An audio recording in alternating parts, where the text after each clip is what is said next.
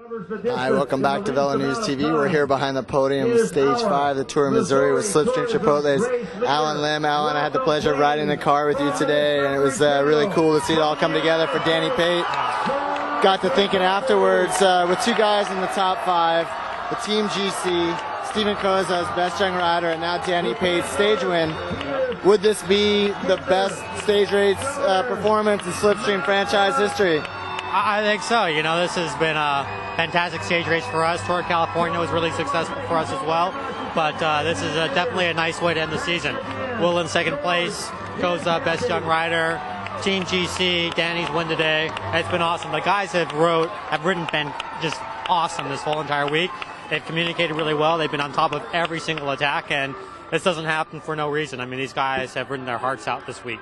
Now, you were behind the wheel as a team director today. You're also the team physiologist, and your mechanic, Damian Shanks, that jokes around you're the most aggressive staff member. Yeah. Talk a little bit about all the different hats that you wear within the team. I mean, it seems like you're doing everything. Yeah, well, you know, I mean, we're a growing organization, and that means that we all have to kind of step in and do whatever we can to help this team grow, and that means that, you know, we've got to help out in any kind of way we do, and occasionally that means, you know, I'm moving bags and filling bottles and making food and driving the car and writing programs, you know, so it's all been a lot of fun, and I don't mind doing the work, you know, as you can see this week, that work pays off, so it's been really great.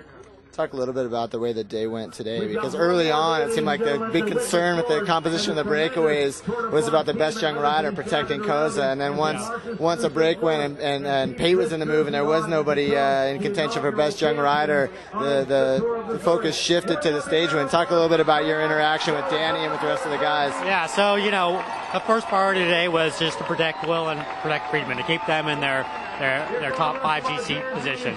Next was to protect Koza in terms of the best young rider, and certainly on a day like today, a breakaway can get a lot of time, and we wanted to make sure that there wasn't a young rider in that, so if there was a young rider in a breakaway, we would just sit on it. And our guys are so great at getting into breakaways and getting into moves, so if there was an attack and there wasn't the right combination of guys, they just sit on. That was evident when Pat just sat on when we had 2 young riders up there and Koza had missed it.